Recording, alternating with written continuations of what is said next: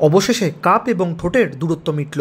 রবিবারই race স্পোর্টসের তরফ থেকে জানানো হয়েছিল কেরালা ব্লাস্টার্সের তারকা central defensive midfielder Jeakson Singh এর সঙ্গে ইস্টবেঙ্গলের কথাবার্তা প্রায় চূড়ান্ত হয়ে গেছে, আর হয়তো 1-2 দিনের মধ্যেই লাল হলুদে সই করে দেবেন জিকসন। অবশেষে সেই প্রতীক্ষার অবসান।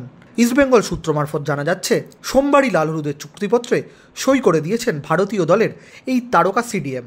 4 বছরের চুক্তিতে লাল হলুদে এলেন জিকসন। বর্তমানে তিনি কেরালা ব্লাস্টার্সের হয়ে থাইল্যান্ডে প্রাক মরশুম প্রস্তুতি সারলেও শীঘ্রই কলকাতায় লাল হলুদ ব্রিগেডের সঙ্গে যোগ দেবেন।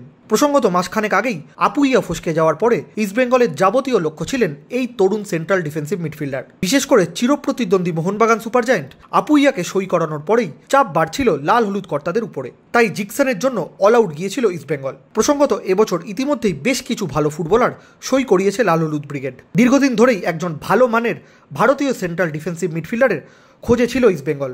অবশেষে সোমবার জিকসন সই করার পরেই চিন্তামুক্ত হলেন লাল হলুদ কর্তারা।